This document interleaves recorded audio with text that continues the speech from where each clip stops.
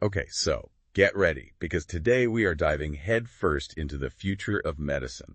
Like really the future, where AI is actually designing the drugs. Wow. Not just, helping doctors or whatever. Right. It's building the drugs from scratch, and that's what today's deep dive is all about. We're going to unpack this research paper, and the title, well...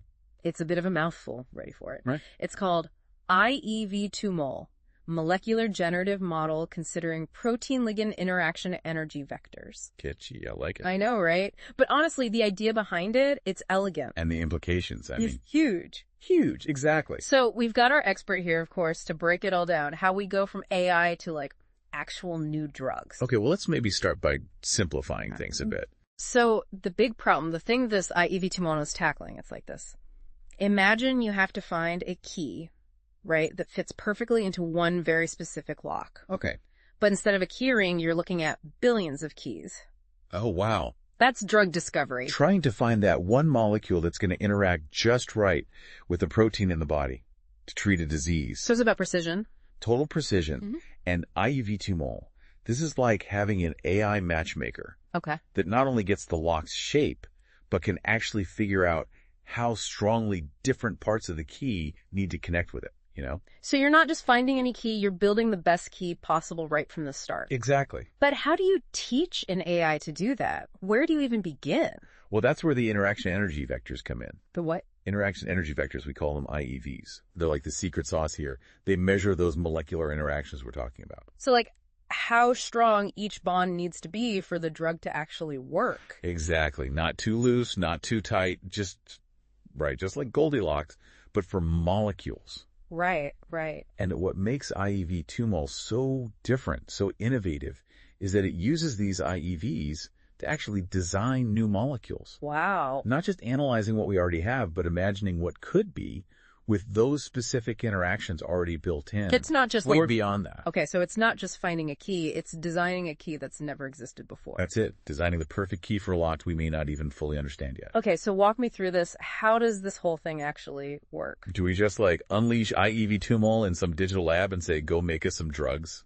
I wish it were that simple. It's a process, right? Okay. First, it's gotta learn. Think of it like we feed IEV2MOL this massive library of drug molecules that already exist, along with tons of data on how they interact with proteins. So it's learning from experience, kind of. Exactly, like giving it the blueprints from the best lock makers in history so it gets a feel for what makes a good key a strong key. I like that.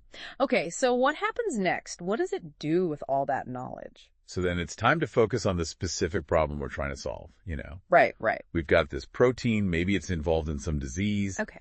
IEV2MOL really digs into it, analyzes its structure at the atomic level. Wow. And figures out the ideal IEV, the perfect interaction energy for that specific protein. So it's basically making a super detailed map of the lock, right? Yeah, exactly. I make sure the key will fit just right. And now here's where it gets really, really cool. Okay. With that IEV map, that blueprint, IEV2MOL starts generating new molecules. Whoa, hold on. It's not just testing out existing keys, it's actually designing completely new ones. Yep, that's the beauty of it. But it gets even better. It's not just one or two options either. No. It can generate a whole bunch of diverse molecules, all predicted to interact with the protein in the exact way we need. So instead of testing keys one by one, it's like exploring tons of possibilities at once. Exactly. Yeah. Much faster, much more efficient. That's amazing. And you know what? This is where things get really interesting for me, because the research paper actually brings up something we all know. Something that was all over the news a while back, COVID-19. Ah. Yeah, they talk about how IEV2MOL could have been a game changer back then, even though it's not just for pandemics. Right. They use the example of, generating potential drug candidates for those proteins like DRD2. Right, and 2AR. AKT1, all those. Yeah, which are relevant for so many different diseases. But you're right, it's not just about one thing. No, not at all. But just imagine if we had this technology during COVID, how different things might have been. It's hard to say for sure, but yeah. It really makes you think. The potential is huge for so many diseases to find treatments so much faster. And with so many different molecules being generated, are we talking about entirely new types of drugs here? Stuff we've never even thought of before. That's what I'm talking about, completely new stuff. Yeah. See, usually drug discovery, it sticks to these certain areas. Right. It's limited. Yeah, imagine this huge universe of all possible molecules. I like that. The universe of molecules. Right. And we're just exploring this tiny little corner of it. Exactly. But IEV2, it's like, boom, here's a map to a whole new continent, you know? And who knows what we'll find there? That's the exciting part. Exactly. New treatments, new ways of thinking about diseases. Think about antibiotic resistance. That's a big one. Oh, huge. Bacteria are getting smarter. We need new weapons. Yeah. IEV2MOL could be that. Designing antibiotics they've never even seen before. So we're not just playing catch-up anymore. Exactly. We could be ahead of the game. That's incredible. And I know we've been talking about medicine this whole time, but this could go way beyond that, right? Oh, absolutely. This technology, designing materials, anything really. Yeah. Think about it.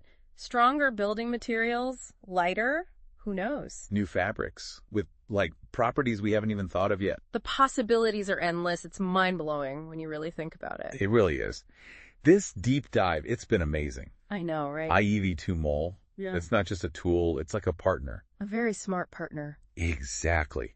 Helping us innovate, pushing the boundaries of what we thought was possible. It's a new era of scientific discovery, that's for sure. It really feels that way. And for our listeners, if you want to dive even deeper into this, we've got the link to the full research paper in the show notes. Check it out. Don't miss it. Knowledge is power, as they say. And on that note, thanks for exploring the future with us today. This is some seriously mind-blowing stuff. And we'll see you next time for another deep dive.